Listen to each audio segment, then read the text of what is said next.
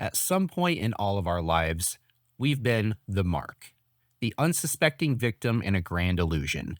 An email from a Nigerian prince promising untold riches, a call from a telemarketer claiming to be from the IRS. These are the classic cons, the low-hanging fruit of the deception world. But what makes a truly great con artist? Is it the ability to weave a tale so captivating that even the most skeptical mind is lulled into submission? Or perhaps it's the talent to prey on our deepest fears and desires, exploiting our vulnerabilities with surgical precision and manipulating emotions like a master puppeteer? Is it the sheer audacity to pull off a scheme so audacious it defies belief? Or maybe it's as simple as finding a mark who's just a bit too gullible. Speaking of gullible, let's not forget the modern-day con artist, artificial intelligence. As I sit here using AI to write this intro, you probably didn't even notice. I'm using technology to make myself sound smarter, more articulate, more convincing. Am I a con artist or just a lazy writer? You decide. Fucking hell, tell me how you really feel, Gemini. Well, that's enough of that because I refuse to get cooked any further by a machine claiming to be smarter than me and can't answer basic questions. Hello, real ones, and if you're watching this during the time of its original upload intention, Merry Christmas!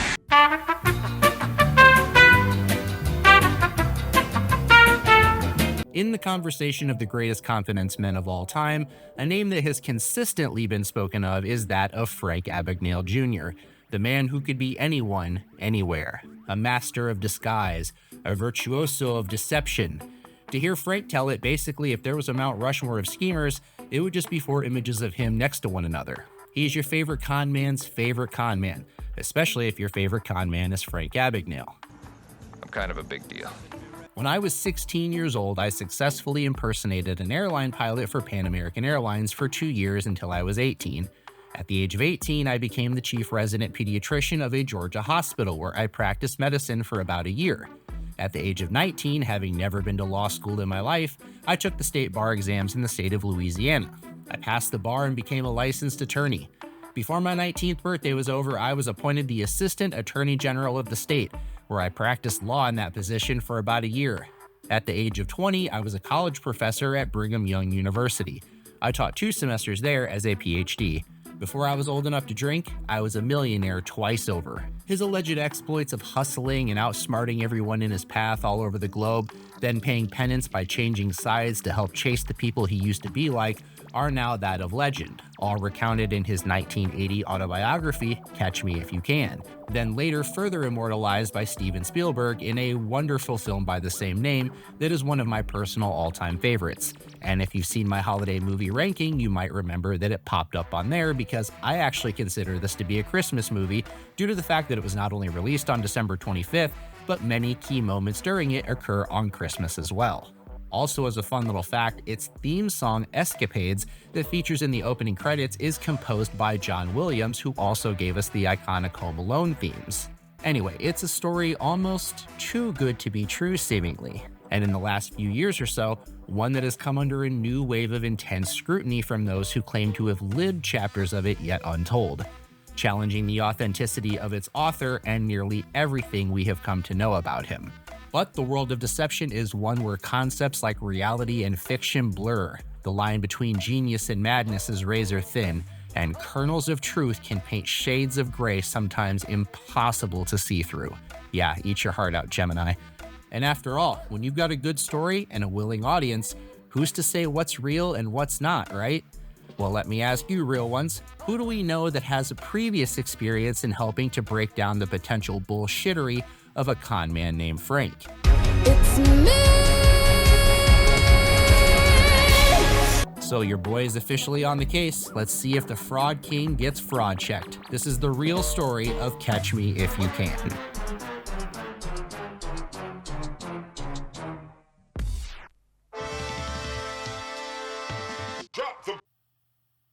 Two little mice fell into a bucket of oversaturated and under-talented content. The first mouse quickly formed a reaction channel using thumbnails that conveyed unreasonably increasing levels of excited faces, then went on to be part of a crypto scam and boxed a hologram of Muhammad Ali before being canceled because he sent a dick pic to a minor. The second mouse wouldn't conform to any sort of cringe subculture. He kept struggling, he kept hustling, but he kept it smooth, he kept it G, he did his thing. And eventually, a large group of wise people gathered around his area of the bucket, and they did the things to the buttons, and that allowed him to float up to the top reaches of the bucket where he could be held back from success no longer. And also, if you want to give that mouse some money, well, in return, you can watch his videos a week early, like part 2 of this one, right now. Go on. After you're done watching this, you can go there. Watch the other one and not have to wait a week in between like everyone else. I'm in that little club. You got that, you got it all.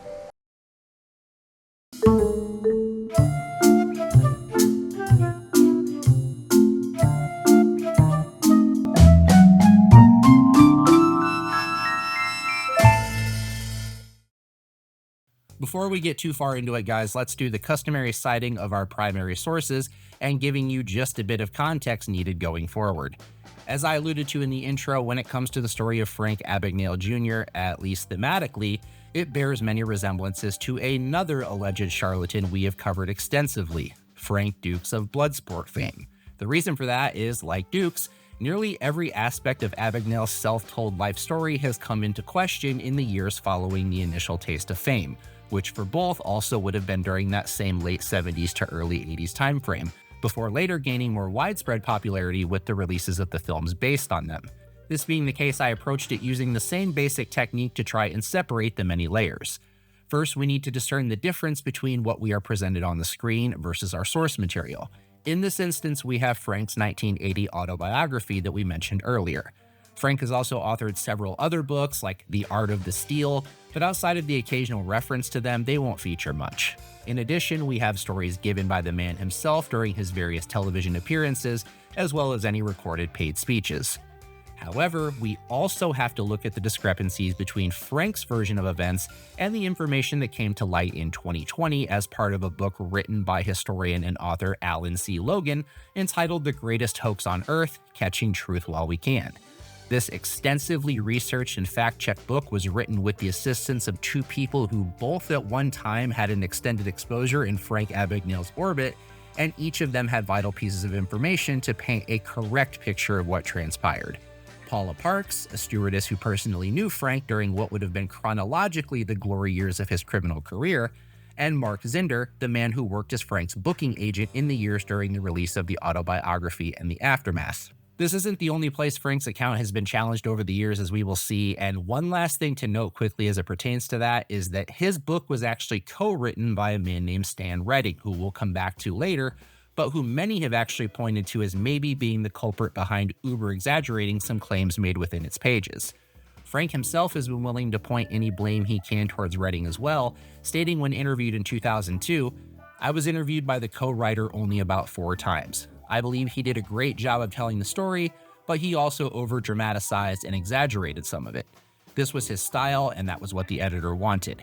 He always reminded me that we were just telling the story, not writing my biography." Books can be misleading. You wrote them. My dear boy, do use your common sense. My books wouldn't have sold half as well if people didn't think I'd done all those things. However, keep in mind that in the interview included in the 2003 edition of the book, Abagnale claims about 80% of the movie is accurate. In his foreword to Catch Me If You Can, the complete screenplay, he upped it to 90% of the film is accurate. The movie really captures the essence of my story. Bearing all that in mind, let's bring back our system of documenting things in the timeline by indicating the movie's timeline in white, Frank's biography's timeline in red, and blue is what we'll use for what we know to be verifiable fact. Anyway, with all that out of the way, let's get into it. So when the movie begins, we first see its version of Frank's actual appearance on the TV show To Tell the Truth in 1977, which neatly uses real footage from the episode spliced with what was filmed for the movie. Now, this would be one of the defining moments of establishing the legend he would go on to craft, and chronologically, it's the latest point in his life that we see depicted on screen, but we'll go much more into this later. Instead, let's do the flashback thing, all the way back to the nexus of possibly the longest long con in history. Frank William Abagnale Jr. was born April 27, 1948, in the Westchester neighborhood of the Bronx, New York, to Francesco Abagnale Sr. Francisco, that's fun to say. Francisco. And his wife Paulette, shortened to just Paula in the film. The movie is correct about Frank's parents having met while his father was serving in World War II, and his mother applied for naturalization shortly after he was born. One thing to note is that they call Frank Sr. a Medal of Honor winner, but there is no truth to that I was able to find. A bigger thing the movie changes, though, is that Frank was not an only child like we see depicted. He was actually the second of 4 children, having a sister named Linda and 2 brothers named Richard and John Paul. But the reason they're left out lies in one of the first major events we see in the movie, Frank's parents divorcing. The director Steven Spielberg's own parents divorced during his pubescent years, and this has had lasting effects on him that he wanted to bring out in Movie Frank, and thought that having him be an only child while going through it and having no one to confide with would make for it to feel like a bigger impact. Seeing his family fall apart is basically the catalyst for Movie Frank to run away and turn to a life of crime in a naive attempt to steal his own life back. And real-life Frank did adapt his story to basically echo the movie's sentiment around the time it came out, but he doesn't really describe it that way in his autobiography, and actually is quoted as saying, "If I wanted to lay down a baby con, I could say I was the product of a broken home, but I'd only be bum-rapping my parents." The majority of the way the divorce plays out in the movie is also quite differently than how he tells it, and that starts with Frank's father. Frank Sr. is shown as the owner of a successful stationery store who gets into trouble with the IRS for tax fraud and loses everything in the ensuing penalties. This leads to his mother looking for the old BBD, and she leaves his father for one of his richer friends. But in real life, Frank's dad was not the owner and instead worked as a salesman at a stationery store in New York City called Gramercy's, which sounds like the Macy's of stationery if I ever heard it. Great name. But Frank does describe their lifestyle as sounding very comfortable until financial hardship befell them, but I was not able to find any proof of any tax issues with the IRS, and it could just be the pitfalls of a failing sales career as being the culprit. Dear Santa, could you send me a bike and a slinky? No, your father's been laid off. As far as the marital issues are concerned, the initial separation came when Frank was only 12 years old, and the reasoning for it appears to be less financially motivated and more that his father was not really present much during this time, having been not only a businessman, but also spending more and more of his time in his role as a member of the New York Athletic Club, which meant being involved in the political world and being an avid fisherman known to take long business fishing trips. Frank describes in his book that it was on one of these trips that his dad took that his mom decided to make her move and pack up her belongings and move into an apartment with their 4 children. Frank also tells it that his father was distraught by this and never really recovered like we see in the movie, and would use him as almost a pawn to try to get through to his mother, but never to any success, and that his parents would formally divorce 2 years later when he was 14, with Frank deciding to live with his father rather than running away at this point like we see in the movie. Frank states his reasoning behind this being that the rest of his siblings chose to stay with his mother, and he thought someone should be there for his dad, whom he happened to be closest to out of his siblings. Now, maybe it's true that his father was distraught for a bit, or maybe like in between those 2 years between separation and divorce, he worked on Frank to try to help to get them back together. But after their divorce was finalized on January 20th, 1964, saying that his father never got over his mother is a bit of a stretch, considering that in real life, Frank Sr. remarried 3 months after the ink was dry on the paperwork of his first divorce. Frank's new stepmother was 14 years younger than his father, and they settled in Mount Vernon, with Frank taking a job as a postman like we see in the movie when the sales job dried up. Frank's mom would go on to attend dental hygienist school, and while Frank has said at times that his mother never did remarry like we see in the movie, records show that she did in fact later tie the knot with a dentist named Dr. Joseph Carlucci that she had started out working for. Living with his father left Frank without much supervision most of the time, and this is where he begins to have his introductions into the criminal world, reportedly stealing petty amounts from local businesses and first getting on the local police's radar. His claim in his autobiography is that his first mark was his father, whom he conned into giving him his mobile gas credit card to be able to afford gas to fuel his vehicle. He then came up with a scam to work with the employees of the mobile gas stations to run a double dip scam and let him charge the card for numerous things like tires, batteries, gas, etc., and give him a smaller amount in cash instead while keeping the equipment they had sold. I continued to work the credit card con and spend the loot on lovely women, even though I was aware I was also diddling my dad. An inflamed sex drive has no conscience. You're sick, you know that? You're really sick. Eventually, Frank Sr. becomes aware of the $3,000 plus bill, but it's all water under the bridge and he forgives his son. But Frank Jr. had had a taste of the swindler's life, and he claims he felt it calling to him, and so he leaves home in June of 1964 at the age of 16 to pursue the events of what we see in the film.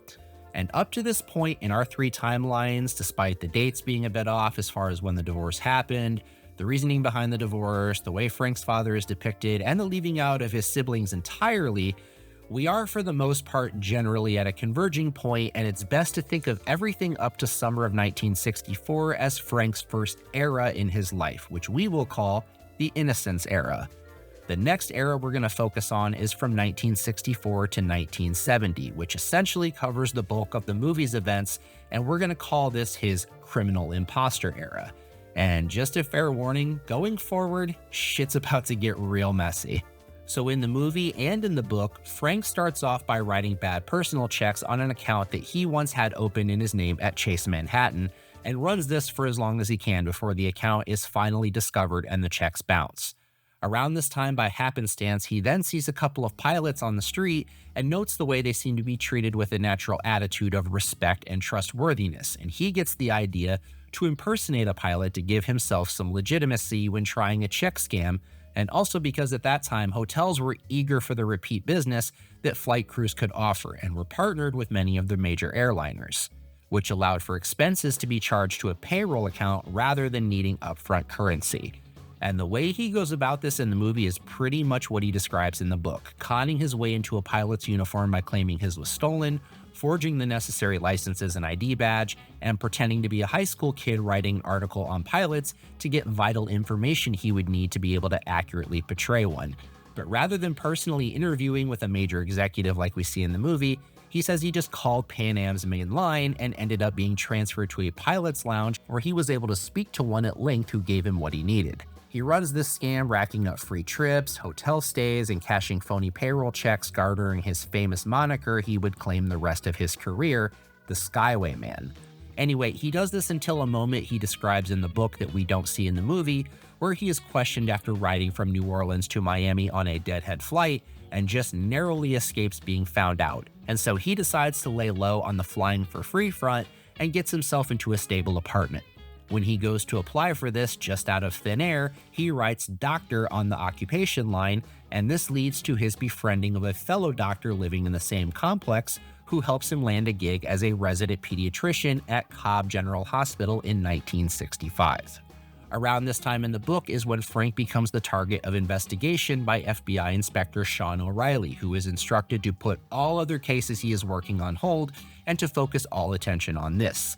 In the movie, he's already being pursued by Special Agent Carl Hanratty, played by Tom Hanks, who is essentially the over-serious grouch that no one takes serious, as he is foiled by Frank staying just one step ahead of him time and time again. Oh, God damn it! However, neither Carl Hanratty or Sean O'Reilly existed, and the real guy that Frank now credits as the man who brought him down is former Atlanta-based FBI agent Joseph Shea.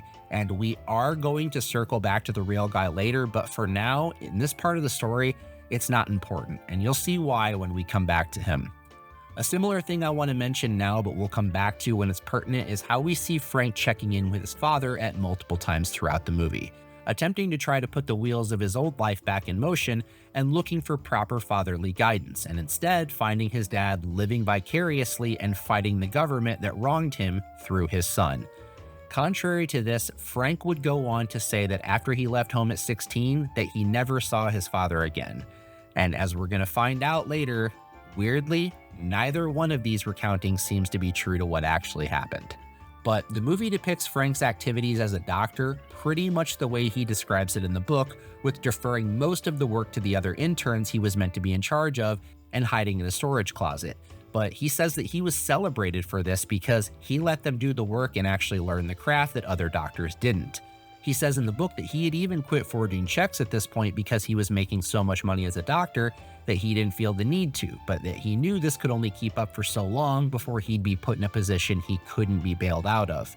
He says that narrowly came one night with a young child needing help, And in the midst of his panic of not only being found out, but maybe being responsible for a child's death, one of his interns came to save the day.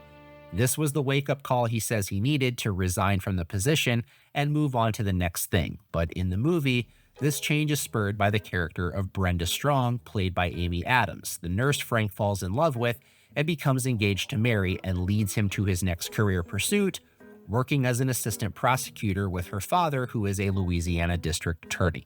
Frank himself says that this was for movie purposes only, though, and the real Brenda is based off of an Eastern Airlines stewardess named Diana he was dating after moving from Georgia to New Orleans, but that they never came close to getting married, and his near capture at the engagement party is for dramatic effect. What is apparently true according to Frank, though, is that it was her father who got him into the role as an assistant district attorney in Louisiana by way of her family's connections, and also that he lifted Diane's college transcript to make it look like his own Berkeley law transcript.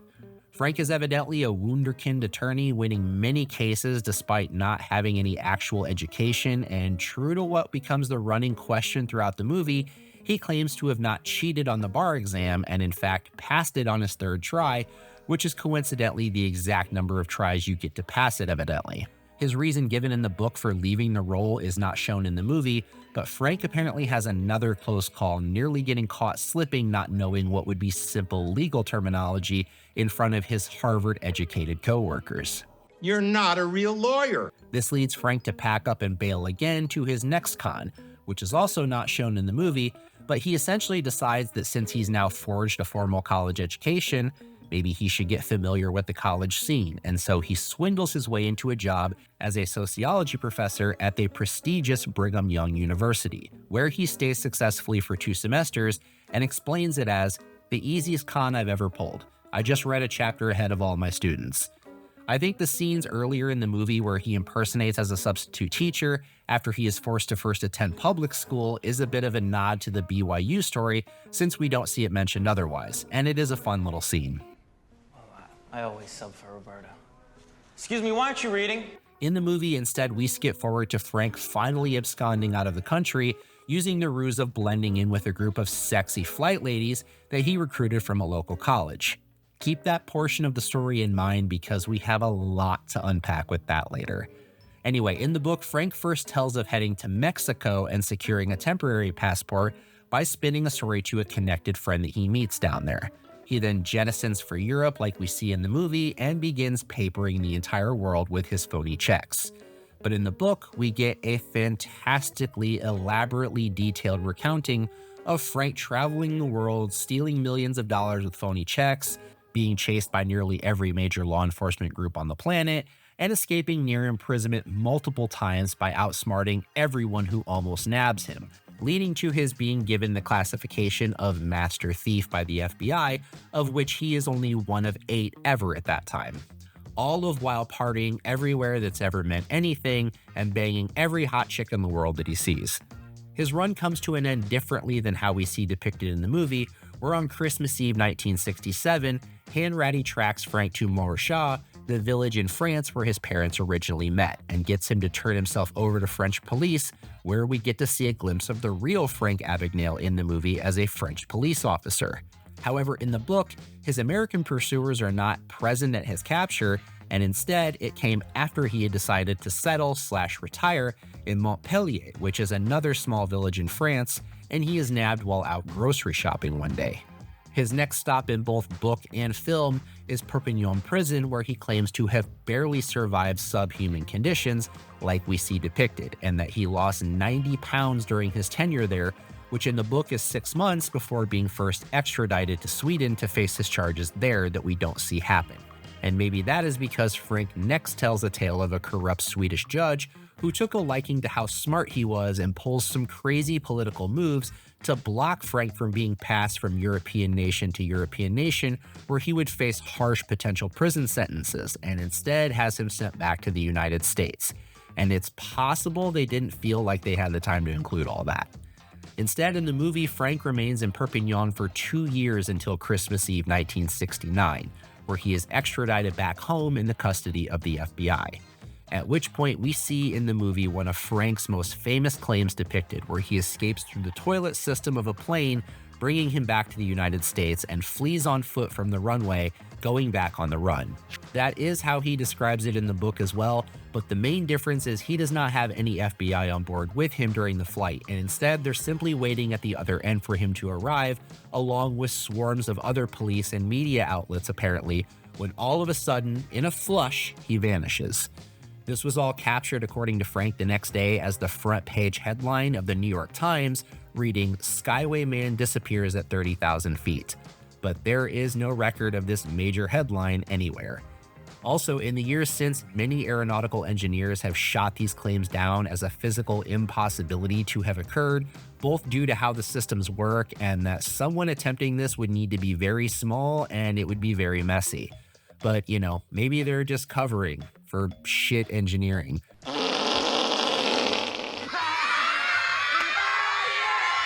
Frank doesn't get that far in either the movie or the book before being reapprehended and sentenced to over a decade in federal prison in 1970.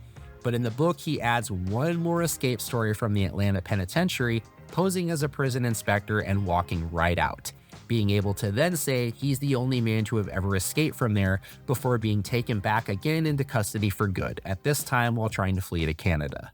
This is the catalyst for him to end up getting a special parole and working for the FBI 4 years later in the mid-70s and switching sides to become a prolific fraud investigator and loss preventionist before being famous for retelling the tale. Happy ending, all things considered, right? Except, what if I told you that that story is bullshit? Fairy dust. It doesn't exist. It's never landed. It is no matter. It's not on the elemental chart. It's not fucking real, right? See, we know for a fact that this tale did not happen in the way that it was depicted.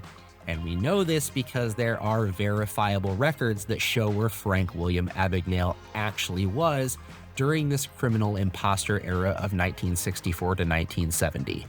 Let's rewind a bit back to the time frame where a 16-year-old Frank first claims to have run away from home to begin this fantastic voyage.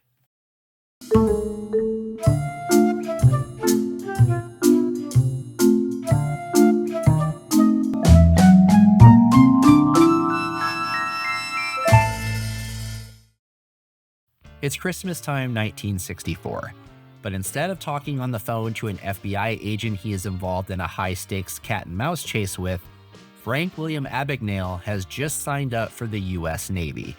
It's debated why he did this. Perhaps it was a genuine attempt to turn his life around from the petty crimes he had already been involved with, or perhaps it was a means to an end, as judges at the time were known to offer leniency to a young man who was in trouble with the law in the form of a stint with the military. Either way, it didn't last long, as Frank was discharged not 2 months later on February 18, 1965. Within 3 weeks, he had been arrested by Mount Vernon police twice, once for check forgery/theft and once for vagrancy. After getting bailed out, he did not stick around to see the fallout from either of these, and instead decided to steal a bright yellow 1965 Ford Mustang from a dealership near his dad's house that was reported stolen on May 29, 1965, and he decides to flee across the country. Before leaving town, however, he stopped at a small local gas station and waited for the manager to be busy with other customers before sneaking into his office and performing what would become his patented maneuver, stealing some blank checks from the back of a business's checkbook and cashing them for what amounted to be $350, which is about $3,500 in today's money. With that, he was off to California, deciding to stop in a small town in the northern part of the state called Eureka. Now, Frank mentions Eureka in his book and calls his time there where he got his master's degree in forgery, and describes the tale of really perfecting his check forging skills using a state-of-the-art camera and press to create a large amount of checks that are unrecognizable as fakes, then posing as an FBI agent to make a daring escape. His real time here is quite a bit different, and maybe Frank's master's level education in forgery came as a result of the fact that at the time, Eureka had one of the best anti-forgery police units in the entire country that would become known for busting grifters passing through town. And with a big, bright, yellow, flashy bullseye With New York plates that he was driving, he was on their radar almost immediately after entering and trying to open an account at a local bank, claiming to be a border agent. After they discovered the car was stolen, Frank was grabbed up by police on June 21, 1965, and turned over to the U.S. Marshals in Sacramento, who had already contacted New York ready to send him back to them, and they contacted his father, who at this point had already fallen on hard financial times. Seemingly as a favor to him, they posted his son's bond at $1, and Frank was released into the custody of his father on July 2nd, where they would fly home to New York. And this was likely the first time he was ever exposed to the glitzy world of 60s air travel, which appears to have influenced his ideas to impersonate a pilot, because right after this is the first recorded time of him wearing the uniform.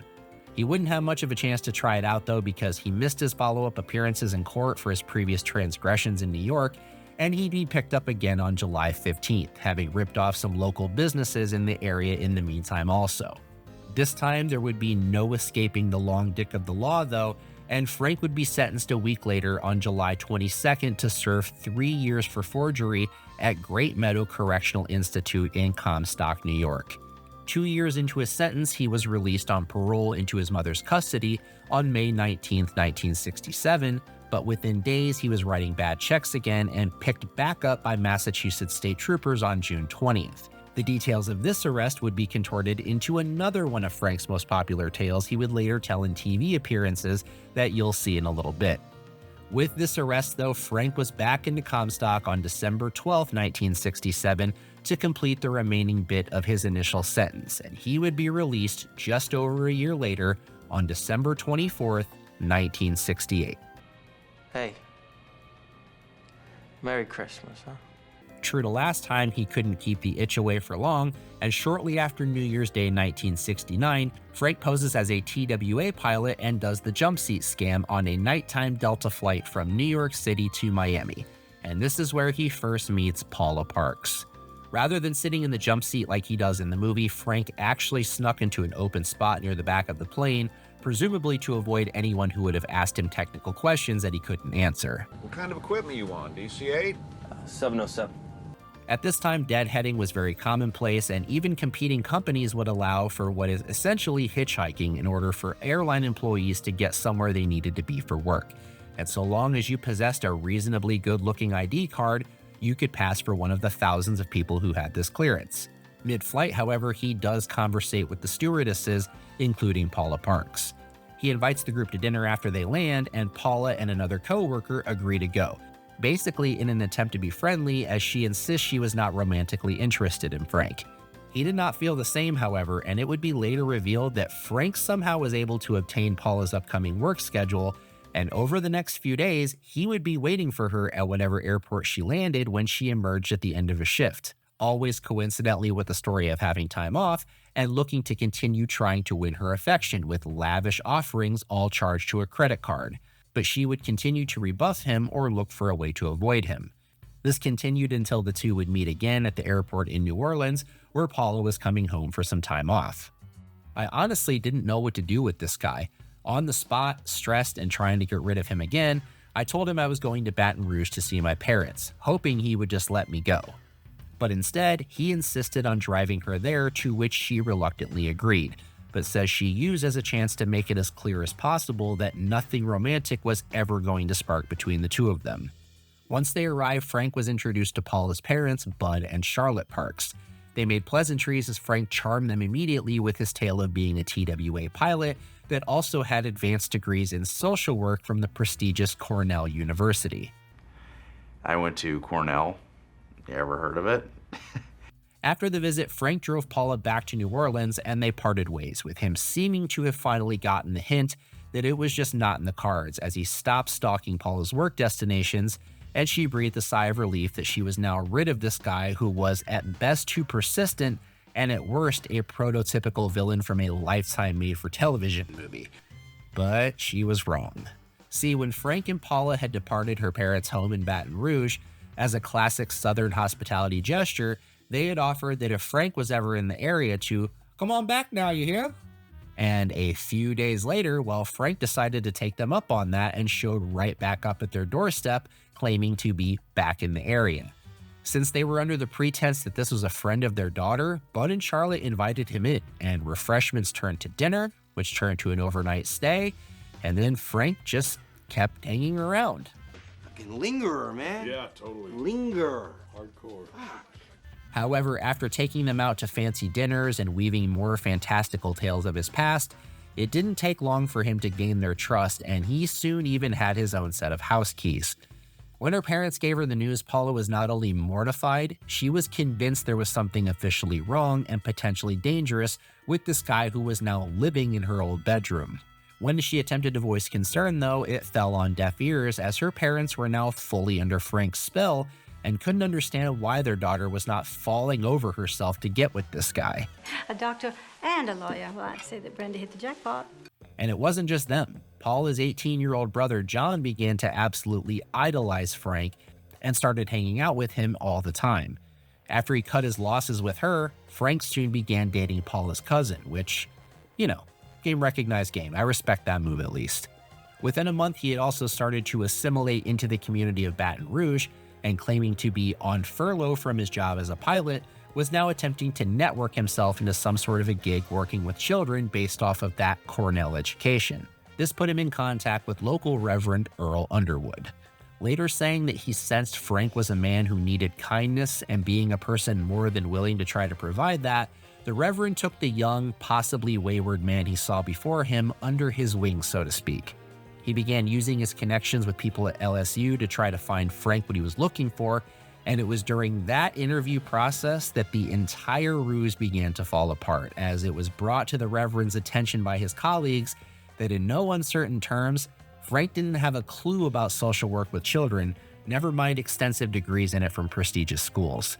Obviously being unsettled by this revelation, he began to dig deeper, and knowing that Frank had been purporting to be a pilot, Underwood contacted TWA to try to get some more information, and as it turns out, they were well aware of the man pretending to be employed by them and attempting to cash bad checks, and had been tracking his movements in the preceding weeks, including his following of Paula Parks. They actually were also already aware of his one successful attempt at posing as a flight engineer on a deadhead flight, and they were hoping that now that he had seemingly gone dark, that this nuisance was over with and he had quit while he was ahead. Now it all started to make sense for the Rev. He had been hearing of bad checks swirling recently around the city of Baton Rouge, and money had even been stolen from local businesses that it turned out belonged to a man whose son Frank had recently befriended. This was enough for him to contact the police, and after a quick set of interviews, it was confirmed Frank fit the description of the bad check writer, and now he was going to have some explaining to do. At the same time, though, Frank had actually luckily moved out of the Parks' home into his own apartment, and so the Reverend contacted his friends to let them know what he had discovered about their newest extended family member and to take precautions of their own. Sadly, it was too late on that front, though, as they discovered Frank had been stealing from them the entire time he had been staying with them. At some point, he had found a checkbook, taken some checks from the back of the book so as not to be noticed, forged John Park's signature, and began taking their savings bit by bit, using it to finance everything he had been doing down in Baton Rouge. The theft didn't stop there, though, as it also became evident Frank had stooped to stealing from their teenage son's savings account as well, the very same boy that idolized his older friend. What an asshole! Frank was busted, and on Valentine's Day 1969, he was brought in for questioning, which all things considered would have to be the worst combination of dates to be looking at going to a cell. At first, he tried to spin the same story to them that he had been to everyone else for weeks about being a co-pilot, that morphed into, well, I'm really more of a student pilot, but once the cops informed Frank that they had already spoken to TWA and knew what he had been up to, he folded like a cheap suit and admitted to lying about having any official affiliation with any airline. This was enough for formal charges of vagrancy to be placed on him, and while he contested this, stating that he now lived in Baton Rouge, the rest of the pieces were now falling into place, such as his theft of the Parks family, the local business he stole from, the fraudulent personal checks he had been bouncing while posing as a pilot, and they also found out the car he had been driving was actually rented to a man named George Collins in Miami, Florida, and Frank's name was listed only as a driver, but the vehicle was weeks overdue and was not to be driven out of the state. And as a cherry on top of that shit Sunday, the cops had contacted the authorities back in New York, who provided them with his entire prior rap sheet. With no means to hire a decent lawyer and nowhere else to turn, he began desperately reaching out for help, shamelessly using his first call to contact Bud and Charlotte Parks. Hey, yikes. Sorry. But he might as well have been the gunned-down CEO of a major healthcare company, because the Parks family were going to cry no tears for the man that had robbed them with a smile on his face after they opened their home to him. This meant that he was going to trial with a public defender in front of District Judge Donovan Parker, who was better known by his nickname, the Hanging Judge. Judge Parker had a reputation as a hardline dealer of harsh justice with a special dislike for repeat offenders, and was known to throw the book at folks for even petty crimes to set an example. This was the worst case scenario for Frank, and he was most assuredly facing a lengthy prison sentence in Louisiana State Penitentiary, also known as Angola. At this time, this was without question the worst prison to be sent to in America, with sky-high violence rates and unfathomable living conditions for its inmates. It was essentially a death sentence for a 21-year-old kid from New York. Or worse, he might end up having to impersonate someone else in a totally different context and give that old saying about writing checks that his ass couldn't cash a whole different meaning.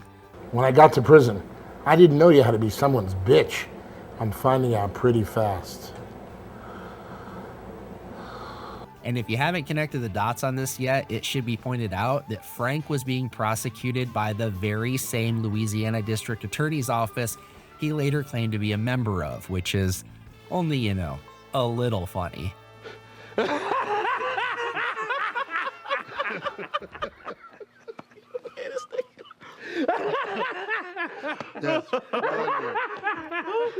Realizing how fucked he truly was and could be about to be, Frank then made a last-ditch plea to Reverend Underwood and appealed to his forgiving nature, swearing remorse for his actions and a deep urge to not only get psychiatric help, but to atone for his sins and find God.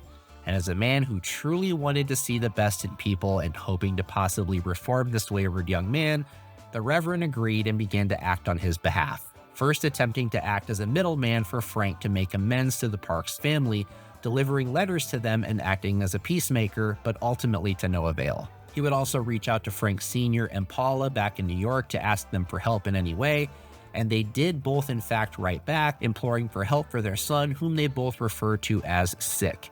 But I want to read Frank Sr.'s letter in particular because it shows a glimpse into the fact that the real man was probably at one time just like his movie counterpart, but had made some sort of peace with it before he died, which from what I can tell is true to the film, that he died from complications after he slipped and fell down some stairs in March of 1972. My son is mentally sick. Neglect and indifference to the problems of my son in his early youth are my sins. Frank Jr. lives in a world of grandeur, trying, I believe, to emulate his father, who likewise believed that the world owed him a living without the effort and discipline required to achieve it. Frank is in desperate need of psychiatric treatment. I wish that I could make this plea in person, but finances will not allow it. I am at present a mail handler in the New York Post Office Department. I would further appreciate knowing what else I can do from this distance. The most important thing that Earl Underwood would do for Frank, though, the thing that quite literally saved his life, was to personally make an impassioned plea for mercy to Judge Parker. As I mentioned earlier, the Reverend was a very well-respected man in the community, and his words were enough to work a miracle for Frank Abagnale, because at his sentencing on June 17, 1969, rather than the decade in prison he might have been looking at, he was instead given 12 years supervised probation, court-ordered psychiatric treatment, and restitution fees. He missed his first probation appearance weeks later and had a bench warrant issued for his arrest, but Frank was long gone, having not only skipped town, he had skipped the country entirely. Oh, and just as a fun little side note, about 12 years later, around the time his supervised probation sentence would have ended, Frank would be giving a speech in front of a bunch of ultra-pro law and order banking folks where he said, "I'm a strong believer that we need mandatory prison sentences for certain crimes. We need more prisons, prison is punishment, it is the deterrent. You sure about that? You sure about that? You sure about that? Frank does drop what would presumably be nods to Paula and Reverend Underwood in his book, mentioning a friendship with a lively, personable, vibrant girl who would not give in to his charms, and also a close relationship with a pastor who persuaded him to get involved with the church's youth program, but conveniently leaves out everything else. Luckily for Frank, the summer of '69 saw Pan Am offering a major deal on flights to Europe for employees of competing airlines, and so all he had to do was get out his old uniform, and it was an easy escape. And by August, he was comfortably in Sweden, passing bad checks everywhere he could, and befriending unsuspecting locals before stealing from them and bailing. All on a trek across country, much like his short-lived one in America 4 years prior. He stops in a small town named Klippan and, posing as a successful pilot, cons a small car dealer into letting him take a Volvo for a test drive that he then leaves the country with, having it ferried to Denmark, and continues his joyride south into France. Much like he did in California previously, though, the American in the car with Swedish plates stood out quite distinctively in Montpellier, France, and within a couple of months of his arrival in Europe, Frank is arrested in September of 1969. For the crimes he committed while in France, he would indeed be sent to Perpignan prison like we see in the movie, arriving there on October 3rd, 1969, but he would only spend 4 months there before being released on February 3rd, 1970, to face extradition to Sweden. The way he was depicted being treated in French prison in the film, and the things he says about losing nearly 100 pounds over the course of this time, are also clearly exaggerated and could not be true based upon the reporting of his arrival in Sweden, where he would have to face many of the people he had swindled after being brought back. The Swedish justice system is pretty notably non-punitive, however, and so on March 26, 1970, even after being convicted of gross fraud, Frank was sentenced to 2 months in Malmö prison in Sweden, ordered to pay restitution, which he never did, and ordered to be deported from the country with an 8-year ban on re-entry, which is basically a step above. Stop it. Get some help. Frank did fight being extradited from Sweden like he mentions in the book, seemingly just because he really liked Sweden, but there was no corrupt judge helping him to avoid being sent to a European hellhole to act as a cell hole. No crazy FBI/Scotland Yard/Federale/MI6/whatever the fuck manhunt. Look, Frank, nobody's chasing you. Frank lost all appeals to stay, though, and was ordered deported back on May 14th, 1970, touching back down stateside by June with nobody waiting for him, as he was not even on the FBI's radar yet, and the famed agent who would bring him in after a years-long chase had reality not even heard of him. But he was about to. This is where the grain of truth about Frank's activities as a Pan Am check forger comes into play, because it's when he gets back home in the US that he does indeed temporarily run a scheme doing this. Up to this point, Frank had only been cashing bad personal checks, but now he decided to start doctoring them up to appear as Pan Am paychecks. But not in the sophisticated way that we see done in the movie, where he starts making real checks. In fact, we have one of the checks Frank passed. The Pan Am decal he tried to press on there has fallen off over time, but as you can see, the discrepancies in the font type and placement not running square would be giveaways to people in our time, but maybe somewhat more difficult to spot in the early 70s. Certainly not on the level of the master check forger he would have us believe he was, however. This is check number 6 that Frank would pass of a 10 total. That's right, you heard that right, 10 checks total. Here's the list of them here, where and when he cashed them, and for what amount, a grand total of $1,448. Which, don't get me wrong, that was a lot of money back then, but most definitely not the millions of dollars that he claimed to have finessed away. He didn't have time to get there because, see, it didn't really take long for master genius forger thief Frank Abagnale Jr. to end up in the FBI's crosshairs once he involved a major airliner in his scam that had a fraud prevention department, and a damn good one at that, and it didn't take long for them to figure out who they were looking for, perhaps most evident by the fact that he used his real fucking name on the checks. You stupid, dumb idiot, moron, bitch. No offense. Another thing that turned up the heat on the FBI's pursuit of Frank was the stunt he pulled around this time that is the basis of his magnum opus escape in the movie, when he starts recruiting young college women for Pan Am's famous Jet Clipper program. Now, he did try this at both the University of Arizona and at Arizona State University, seemingly not knowing that the real-life program had ceased in the previous year, 1969. However, he claimed to the few young women that he interviewed that the chosen applicants would be invited to LA for the remainder of the process. He didn't succeed at convincing any of the women to come with him on any sort of European getaway like he would later brag about, but what he did do is convince some of these vulnerable, naive young ladies that he was also a registered physician to be able to perform their physical examinations himself. Son, what in the hell is wrong with you? It's not really entirely known what the endgame of this was, or if there even was one beyond getting to grab some titties without the threat of catching a case or a slap.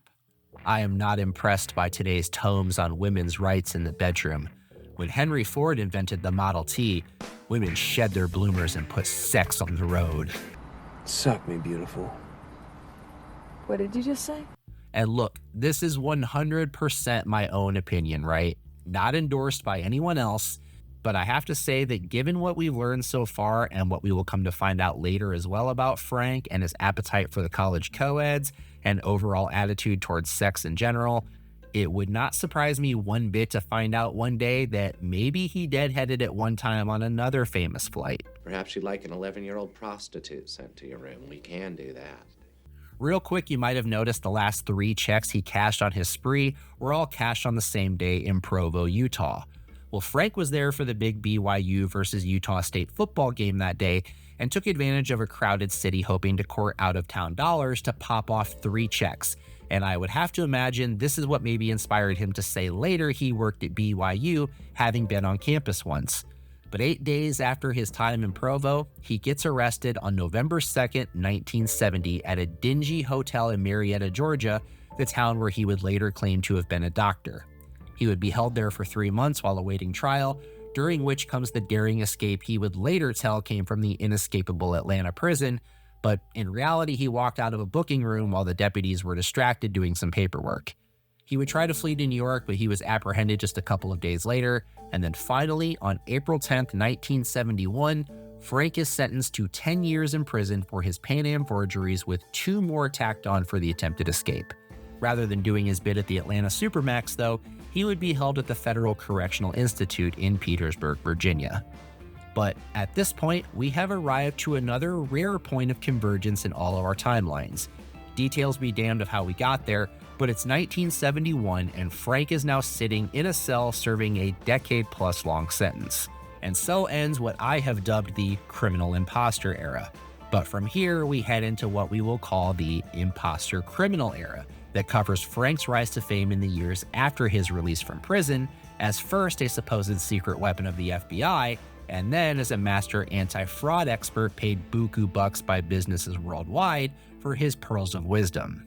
And if you thought Frank has finally turned the corner to be a force for good, well then I have a check I'd like to cash with you. That's all for part 1, folks, but there is more me to catch in part 2, and you can right now if you want over on the Patreon for a few bucks. And not only will you get future installments early as well, you'll get a producer credit on them, which is somehow actually more valid than most of Frank Abagnale's claims. But for everyone else, it'll be out in a week. Thanks for watching, do the things to the buttons, see you next time.